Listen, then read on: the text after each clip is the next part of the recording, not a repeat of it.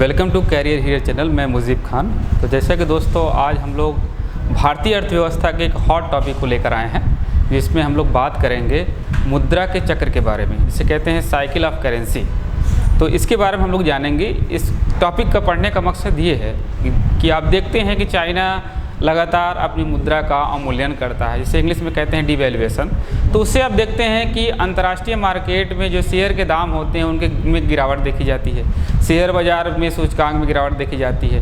दुनिया के अन्य देशों की अर्थव्यवस्थाओं का जो एक्सपोर्ट है वो भी प्रभावित होता है। तो आखिर इन सब चीज़ों के बारे में हम लोग डिस्कशन करेंगे। मुद्रा के चक्र के टॉपिक में इन सब को कवर करने की कोशिश करेंगे, किस प्रकार से चाइना के डिवैल्यूएशन नीति के कारण अन्य देशों की अर्थव्यवस्था पर क्या प्रभाव पड़ता है, भारतीय मुद्रा किस फेज में है। तो हम मुद्रा के चक्र का टॉपिक इसलिए डिसाइड किए हैं कि जैसे किसी मनुष्य के जीवन में उतार चढ़ाव आता है, अलग अलग अवस्था होती है, बाल्यावस्था होती है, युवावस्था होती है, प्रौढ़ावस्था होती है। तो उसी तरह से किसी भी देश की अर्थव्यवस्था की जो मुद्रा होती है वो अलग अलग फेज में, अलग अलग समय में, अलग अलग फेज में वो रहती है।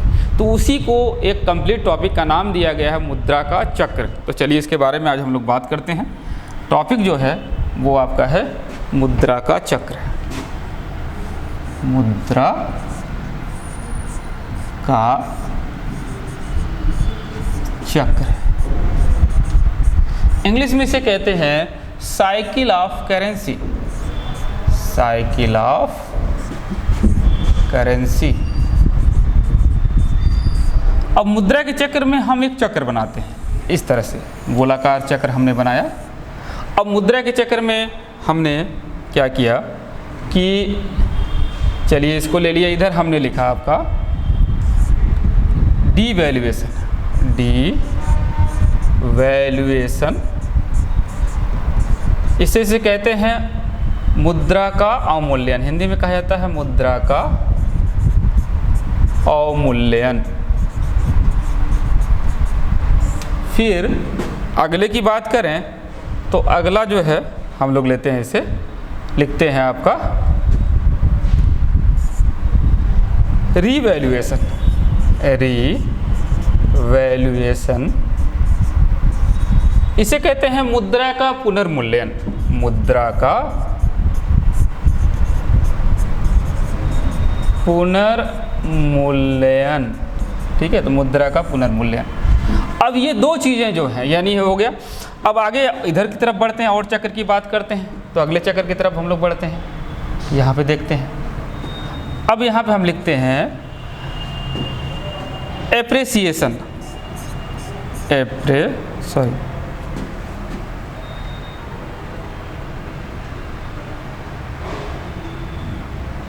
यानी अगर हम बात करें तो एप्रिसिएशन यानी मुद्रा का प्रोत्साहन। फिर उसके बाद से एक और चीज़ की बात करते हैं। तो आप मान लीजिए ये आपका डिप्रेसिएशन। डिप्रेसिएशन तो यहाँ पर आप देख रहे हैं कि मुद्रा का चक्र चल रहा है, यानी कभी मुद्रा डिवैल्यूएशन के दौर से गुजर रही है, कभी रिवैल्यूएशन के दौर से गुजर रही है, कभी एप्रिसिएशन के दौर से गुजर रही है, कई डिप्रेसिएशन के दौर से गुजर रही है। तो डिप्रेसिएशन को कहते हैं मुद्रा का ह्रास होना, मुद्रा ह्रास, ठीक है। अब एक कर डिस्कशन करेंगे कि जो मुद्रा का चक्र है, यानी प्रत्येक देश की मुद्रा अलग अलग फेज में होती है। तो ये जो डिवैल्यूएशन और रिवैल्यूएशन है, इन दोनों को जो डिसाइड करता है वो करता है उस देश की सरकार के द्वारा, बाय गवर्नमेंट के द्वारा, जिस देश की मुद्रा होती है। यानी मुद्रा के चक्र में डिवैल्यूएशन और रिवैल्यूएशन करने का पावर उस देश की सरकार का होता है जिस देश की मुद्रा के संदर्भ में डिवैल्यूएशन और रिवैल्यूएशन किया जाता है। अब बात करें डिप्रिसिएशन एप्रिसिएशन की, तो ये दोनों चीज़ों की अगर हम बात करें, अगर इसकी चर्चा करते हैं तो डिप्रिसिएशन और एप्रिसिएशन जो किया जाता है बाय इंटरनेशनल इकोनॉमी के द्वारा, इंटरनेशनल इकोनॉमी, इसे कहते हैं अंतर्राष्ट्रीय अर्थव्यवस्था के द्वारा किया जाता है। यानी ये दो चीज़ें डिप्रिसिएशन और एप्रिसिएशन, ये जो फेज है मुद्रा का, ये इंटरनेशनल इकोनॉमी करती है, और ये दो चीज़ें डिवैल्यूएशन और रिवैल्यूएशन कौन करता है, उस देश की सरकार करती है। तो अब हम बात ये करते हैं डिवैल्यूएशन के बारे में करते हैं। तो डिवैल्यूएशन की चर्चा करें कि जब किसी देश की सरकार के द्वारा जानबूझ करके अपनी मुद्रा को यूएस डॉलर या अंतर्राष्ट्रीय मुद्राओं के मुकाबले कमज़ोर किया जाए तो इसे कहा जाता है डिवैल्यूएशन। तो डिवैल्यूएशन को और डीप जाने के लिए और आगे हम लोग बढ़ते हैं। तो अगर हम बात करते हैं हम लोग डिवैल्यूएशन की, तो डिवैल्यूएशन यानी मुद्रा का अवमूल्यन, मुद्रा का अवमूल्यन। तो ये कहा जाता है कि जब किसी देश की सरकार जानबूझ करके अपनी मुद्रा को अंतर्राष्ट्रीय मुद्राओं के मुकाबले कमज़ोर करे या तोड़ दे तो उसे कहते हैं डिवैल्यूएशन। तो ऐसा कौन करता है, कौन सा देश है जो ये लगातार कर रहा है? तो अगर हम बात करें चाइना की, चीन जो है लगातार अपनी मुद्रा का डिवैल्यूएशन कर रहा है। तो अगर हम इंटरनेशनल एक्सचेंज रेट की प्रेजेंट की सिनेरियो की बात करें तो प्रेजेंट में आप देखते हैं कि एक यूएस डॉलर बराबर जो है वो है 73 रुपया 39 पैसा है प्रेजेंट का एक्सचेंज रेट अगर बात करें।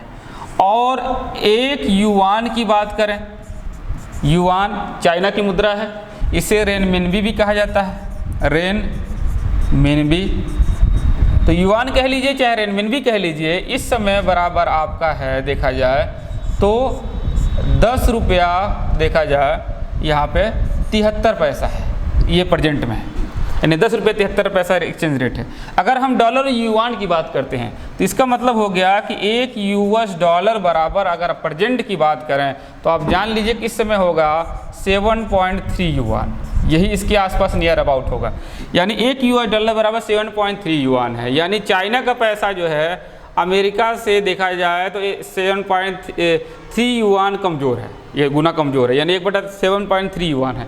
अब बात ये करते हैं कि चाइना का प्रेजेंट का एक्सचेंज रेट ये है और चाइना अपनी मुद्रा का डिवैल्यूएशन करता है। डिवैल्यूएशन का मतलब होता है कि जब किसी देश की सरकार जानबूझ करके अपनी मुद्रा को डॉलर के मुकाबले या अंतर्राष्ट्रीय मुद्रा के मुकाबले कमज़ोर कर ले। तो सपोज करिए प्रेजेंट में ये है, लेकिन अगर एक यूएस डॉलर बराबर आपका हो जाए 10 युआन, सॉरी अगर हम बात करें एक यूएस डॉलर की बात करते हैं तो इस पर आप देखेंगे कि एक यूएस डॉलर बराबर बात किया जाए तो ये मान लेते हैं 10 युआन अगर ये हो जाए प्रेजेंट में, तो इसका मतलब ये कौन सी चीज़ हो गई, डिवैल्यूएशन।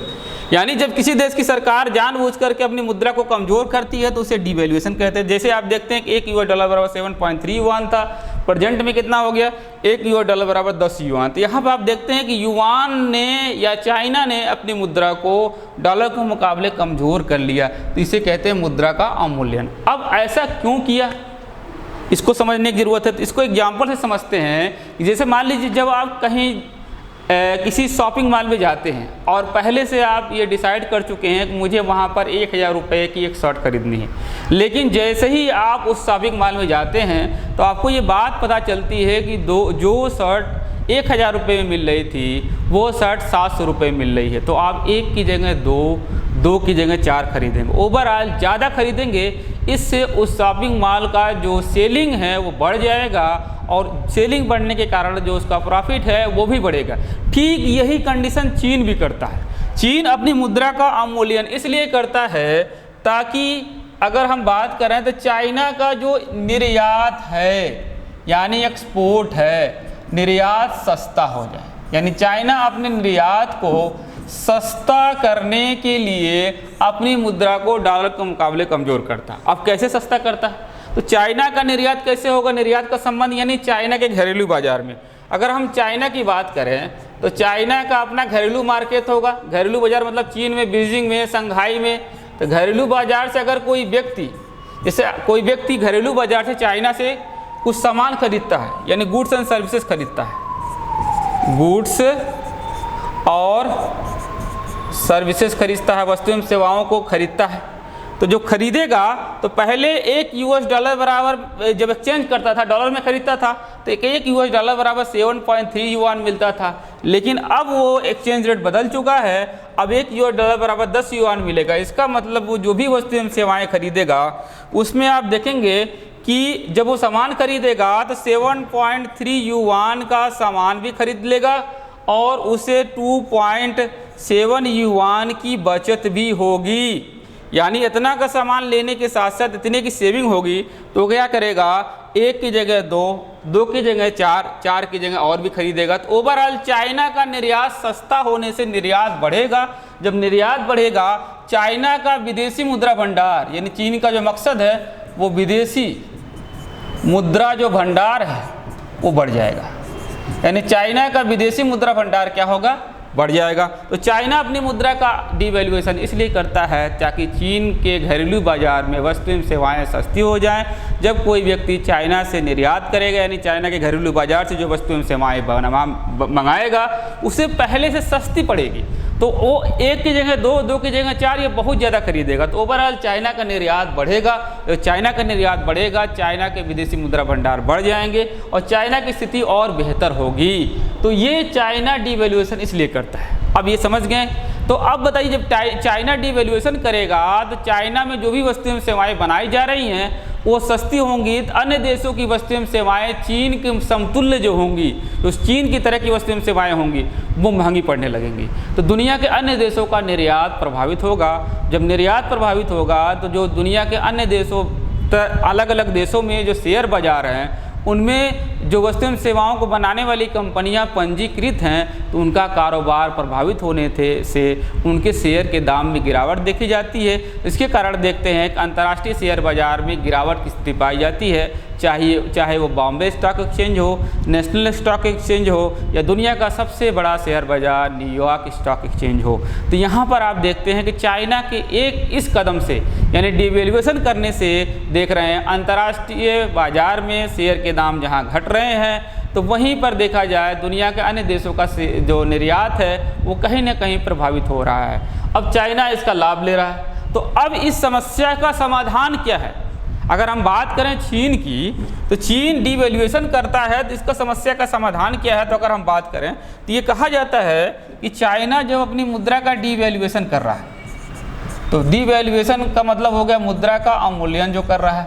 तो ऐसा इसलिए कर रहा है कि जो मुद्रा की छपाई है, यानी मुद्रा की छपाई अगर हम बात करें, छपाई के संदर्भ में जो मानक अपनाया गया है पत्रमान मुद्रा अपनाया गया है। पत्रमान मुद्रा को अपनाया गया, यानी पेपर स्टैंडर्ड करेंसी को अपनाया गया है। इसके कारण क्या करता है कि चाइना जब अपनी मुद्रा का अवमूल्यन करता है तो वो यानी अपनी मुद्रा को जानबूझकर डॉलर या अंतर्राष्ट्रीय मुद्रा के मुकाबले कमज़ोर करता है, तो उसी मात्रा में मुद्रा की छपाई कर लेता है। क्योंकि पत्रमान मुद्रा माने होने के कारण वो पैसे को, कागजी मुद्रा को छापने के संदर्भ में बहुत ज़्यादा किसी चीज़, कीमती चीज़ की गारंटी के रूप में रखना नहीं होता है, इसलिए वो कर लेता है। तो इसीलिए विकसित देश या दुनिया के कई देशों ने सुझाव दिया कि पहले मुद्रा की छपाई के संदर्भ में स्वर्णमान मानक था। कौन सा मानक था? स्वर्णमान मानक था।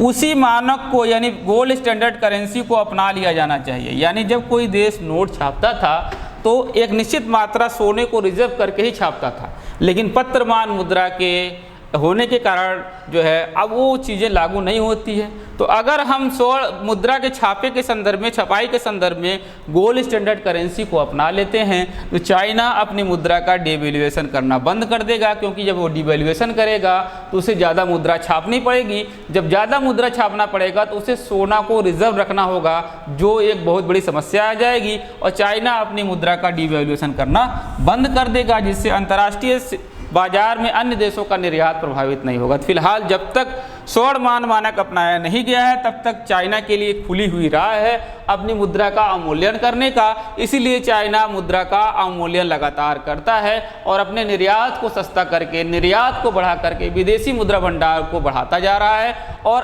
अर्थव्यवस्था के मामले में वो अपनी स्थिति को पहले से और बेहतर मजबूत करता जा रहा है। तो यहाँ पर आप जानते भी हैं कि अगर हम अर्थव्यवस्था की बात करें, जीडीपी की बात करें, तो दुनिया की सबसे बड़ी अर्थव्यवस्था अमेरिका की है, दूसरे नंबर पर चीन की अर्थव्यवस्था कहलाती है। तो ये सब चीज़ें हैं, आगे हम लोग और चीज़ों को जानेंगे। अब बात ये करते हैं कि चाइना जो ये आपका डिवैल्यूएशन करता है, अगर हम बात करें, यानी चाइना अपनी मुद्रा का डिवैल्यूएशन तो कर रहा है, लेकिन इसके साथ ही साथ चीन एक और भी कार्य कर रहा है, उसके बारे में भी जानना जरूरी है। तो चीन ऐसा कौन सा कार्य कर रहा है?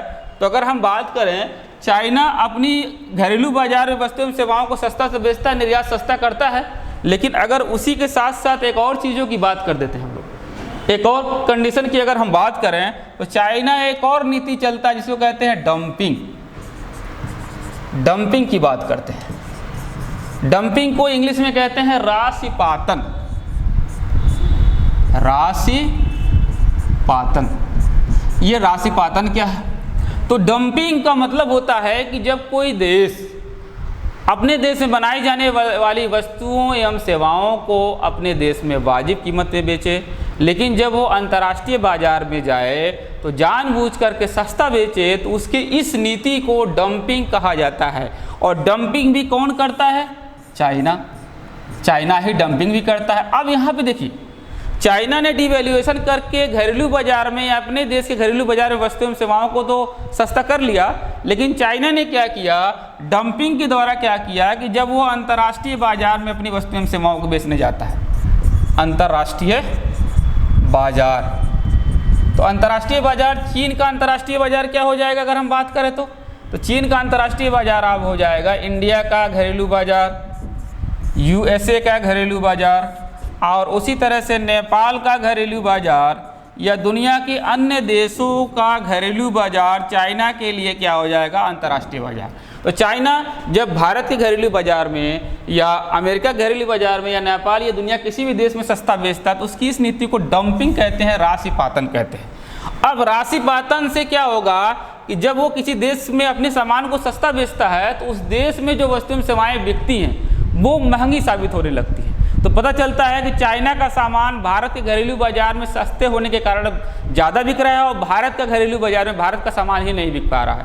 तो इस समस्या से समाधान करने के लिए संबंधित देश क्या करता है? एक टैरिफ लगाता है, यानी डंपिंग यानी राशिपातन को काउंटर करने के लिए संबंधित देश एक पॉलिसी पर चलता है जिसको हम लोग कहते हैं, अगर बात करें तो उसे कहा जाता है एंटी डंपिंग ड्यूटी।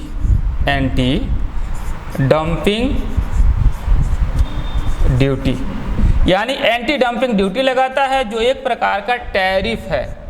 टैरिफ का मतलब होता है आयात शुल्क है। तो इस समस्या से बचने के लिए आयात शुल्क लगाता। अब इसको हम थोड़ा एग्जाम्पल में और बेहतर तरीके से समझते हैं कि किस प्रकार जो है चाइना दुनिया के अन्य देशों के घरेलू बाजार में जाकर के उसको व्यापार को प्रभावित करता है, तो उसको समझते हैं।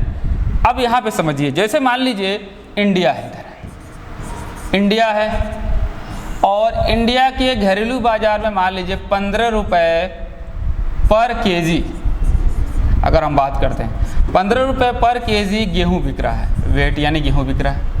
अब यहाँ देखिए 15 रुपये पर केजी बिक रहा है। तो वहीं चाइना अपनी डंपिंग नीति के तहत क्या किया कि भारत के घरेलू बाजार में वही गेहूँ को 10 रुपये पर केजी के रूप में लॉन्च किया। अब बताइए, भारत के घरेलू बाजार में जो चाइना का अंतर्राष्ट्रीय बाजार है, चाइना का सामान जो है सस्ता पड़ रहा है, भारत का महंगा पड़ रहा है। तो अब जाहिर सी बात है भारत के गेहूं की डिमांड कम होगी, चीन के गेहूं की डिमांड ज़्यादा होगी। अब ऐसी समस्या में क्या होगा कि भारत सरकार क्या करेगी? चीन की वस्तुओं एवं सेवाओं पर एक टैक्स लगाएगी, जैसा कि मैंने आपको बताया। तो वो टैक्स का नाम क्या होगा अगर बात करें तो वो टैरिफ यानी आयात शुल्क, टैरिफ या कह सकते हैं आयात शुल्क की बात करें तो इस आयात शुल्क का जो नाम होगा उसे हम कहेंगे anti dumping duty. Anti dumping duty. अब ये एंटी डंपिंग ड्यूटी लगाएगा। तो अब मान लीजिए कि भारत के गेहूं के बराबर दाम के बराबर इसको भी सिमिलर करना है, तो भारत सरकार ने क्या किया कि इसमें 50% का टैरिफ लगा दिया। उस टैरिफ का नाम दे दिया एंटी डंपिंग ड्यूटी। इसका मतलब हो गया कि चीन का गेहूं भी भारत के बाजार में 15 रुपये पर केजी हो गया। अब दोनों सिमिलर हो गया तो अब प्रतिस्पर्धा होगी किसकी अच्छी क्वालिटी का गेहूं है। तो ऐसा चाइना को काउंटर करने के लिए किया जाता है, भारत सरकार के द्वारा एंटी डंपिंग ड्यूटी लगा दिया जाता है। तो यहाँ पर मैंने बताया कि जहाँ चाइना डिवैल्यूएशन यानी मुद्रा के अवमूल्यन के द्वारा अपने देश के घरेलू बाजार में वस्तु एवं सेवाओं को सस्ता करके निर्यात को बढ़ा रहा है, तो वहीं पर दूसरे देशों के बाजार में यानी चाइना अंतर्राष्ट्रीय बाजार में डंपिंग नीति या राशिपातन के माध्यम से अपनी वस्तु एवं सेवाओं को जानबूझकर सस्ता बेच करके दोहरा लाभ ले रहा है। यानी एक लाभ उसके घरेलू बाजार से मिल रहा है, दूसरा अंतर्राष्ट्रीय बाजार से मिल रहा है, यानी दोनों तरफ से चीन लाभान्वित हो रहा है। तो अब हम लोग अपने पिछले टॉपिक पे आ जाते हैं, जहाँ से हमने शुरुआत किया था उस पे हम लोग आ जाते हैं। तो आपको मैंने बताया डीवैल्यूएशन का बता दिया, अब हम बात करते हैं रीवैल्यूएशन की। तो रीवैल्यूएशन की अगर हम बात करें तो इसमें आप देखिए रीवैल्यूएशन। अब रीवैल्यूएशन की बात करें तो रीवैल्यूएशन होता क्या है, इसको लिख लेते हैं। रीवैल्यूएशन इसे हिंदी में कहते हैं मुद्रा का पुनर्मूल्यन। मुद्रा का पुनर्मूल्यन। मुद्रा का पुनर्मूल्यन है क्या? तो अब जैसे मान लीजिए कहा जाता है जब किसी देश की सरकार के द्वारा अपने देश की मुद्रा को जानबूझ करके यूएस डॉलर या दुनिया के अन्य देशों की मुद्राओं के मुकाबले मजबूत किया जाए तो उसे कहते हैं रीवैल्यूएशन, यानी यहाँ मजबूत किया जाता है। जैसे सपोज करिए अगर हम बात करें, अभी मैंने बताया एक यूएस डॉलर बराबर, मैंने बताया था एग्जाम्पल के रूप में आपको बताया था कि 7.3 युआन बताया था। तो ये प्रेजेंट का एक्सचेंज रेट है, लेकिन सपोज करिए यही आपका हो जाए एक यूएस डॉलर बराबर आपका हो जाए 5 युआन। तो इससे क्या होगा, यानी देख रहे हैं कि चाइना का जो मुद्रा है, जो एक्सचेंज रेट है, चाइना ने अपनी मुद्रा को पहले से मजबूत कर लिया। यानी चाइना जो एक यूएस डॉलर बराबर 7.3 युआन मिल रहा था, अब जो है एक यूएस डॉलर बराबर 5 युआन हो गया। तो अब एक यूएस डॉलर बराबर 5 युआन होने से चाइना की मुद्रा युआन या इसका नाम रेनमिनबी है, रेनमिनबी की अगर हम बात करें, ये आप देखते हैं पहले से मजबूत हो गई। तो अब इससे चाइना की इकोनॉमी पे क्या प्रभाव पड़ेगा? चाइना की इकोनॉमी पे ये प्रभाव पड़ेगा कि इससे चाइना का जो निर्यात है यानी एक्सपोर्ट है वो महंगा हो जाएगा और जो आयात है वो क्या हो जाएगा? सस्ता हो जाएगा।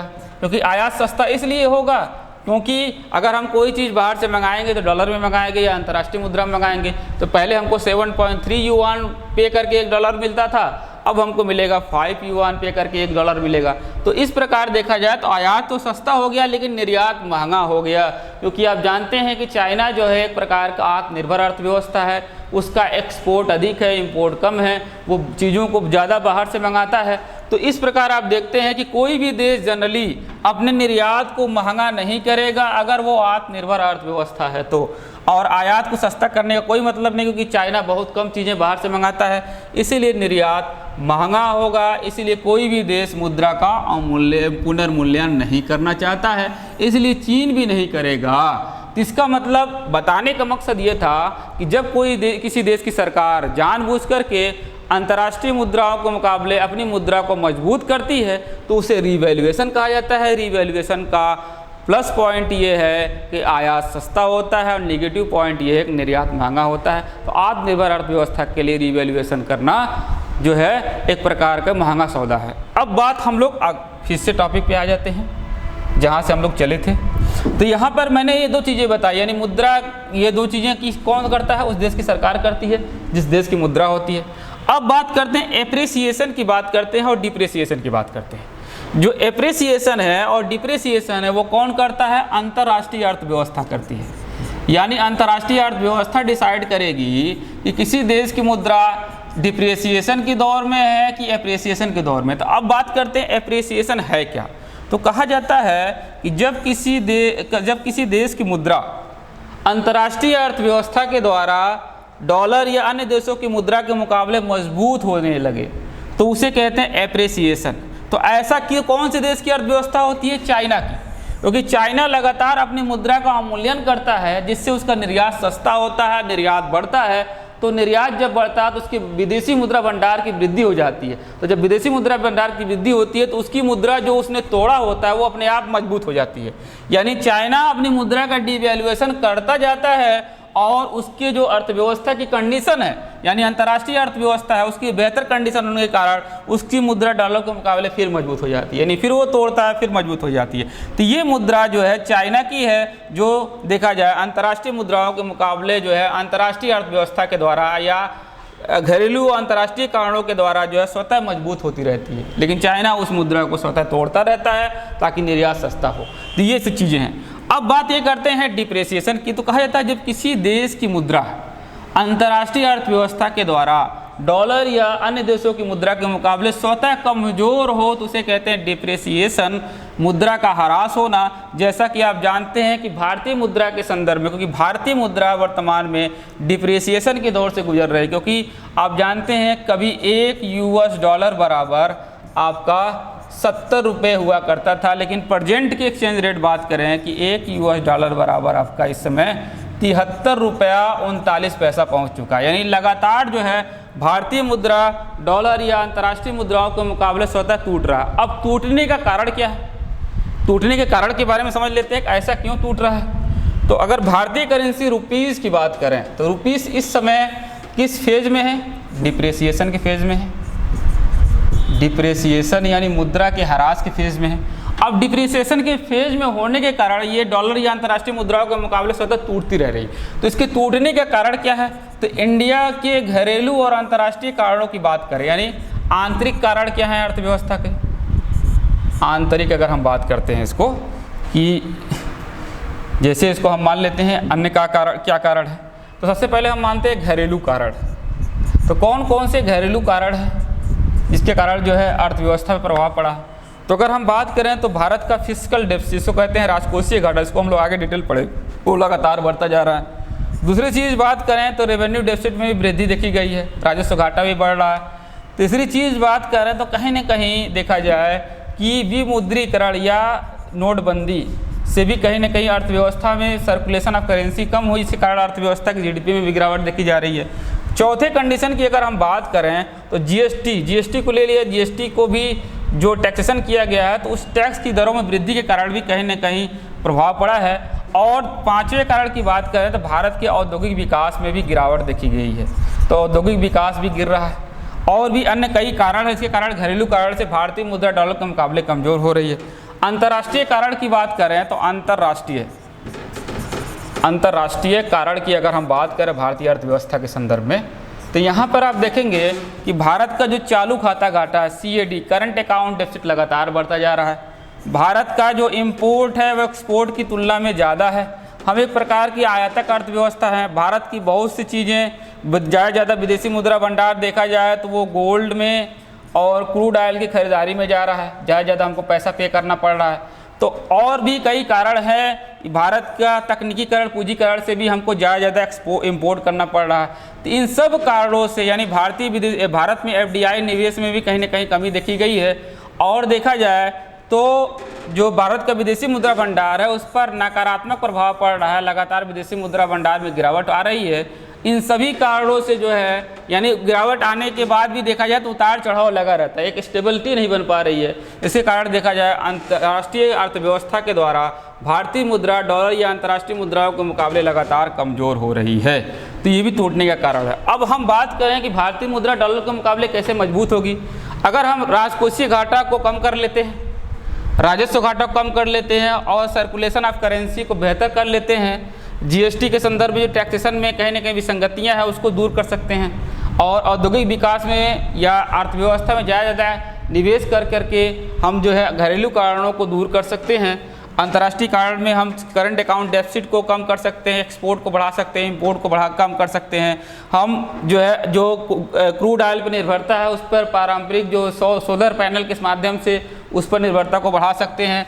उसी तरह से भारत में बेहतर कारोबारी दशाएं करके FDI निवेश को आकर्षित कर सकते हैं। तो इन सब कारणों को करने के कारण एक ऐसा दौर आएगा कि भारतीय मुद्रा डिप्रिसिएशन से एप्रिसिएट होने लगेगी, यानी अंतर्राष्ट्रीय अर्थव्यवस्था उसे डॉलर या अंतर्राष्ट्रीय मुद्राओं के मुकाबले मजबूत करने लगेगी।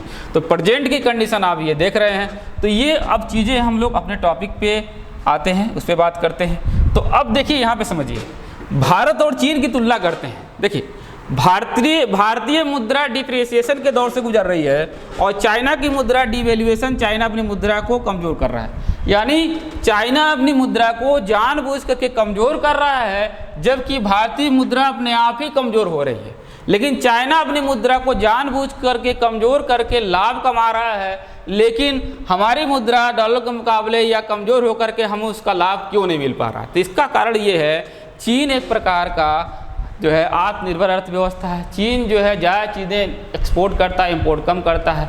हम ज़्यादा चीज़ें इंपोर्ट करते हैं, एक्सपोर्ट कम करते हैं, यानी आयात ज़्यादा करते हैं, निर्यात कम करते हैं। हम बाहर से चीज़ों को ज़्यादा मंगाते हैं, बेचते कम हैं। इसीलिए हमारी मुद्रा जब डॉलर के मुकाबले टूटती है तो हमारा आयात महंगा होता है, निर्यात सस्ता होता है।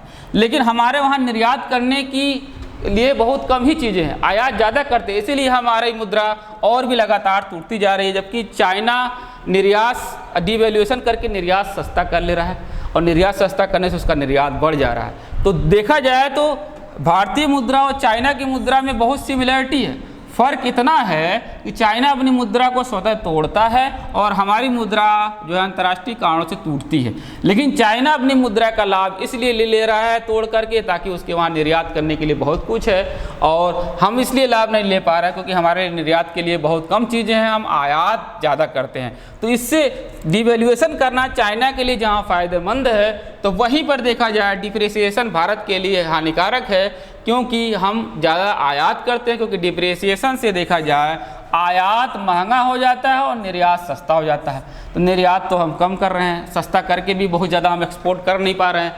लेकिन आयात महंगा होने से हम बहुत सी चीज़ें, क्रूड ऑयल, टेक्नोलॉजी, मशीनरी को आयात करने के संदर्भ में हमको ज़्यादा पे करना पड़ रहा है। तो ये एक प्रकार का आपको एक टॉपिक था, मुद्रा का चक्र। तो हर देश की अर्थव्यवस्था अलग अलग फेज में होती है, कभी डिवैल्यूएशन, कभी रिवैल्यूएशन, कभी एप्रिसिएशन, कभी डिप्रिसिएशन। तो एक चक्र चलता रहता है। तो मैंने आपको मुद्रा के चक्र में इस टॉपिक को बताया है। तो आप लोग को अगर कोई इसमें कोई समस्या हो, कोई बात और जाननी हो, तो कमेंट बॉक्स में ज़रूर लिखिएगा। तो आज के लिए इतना ही दोस्तों, थैंक यू।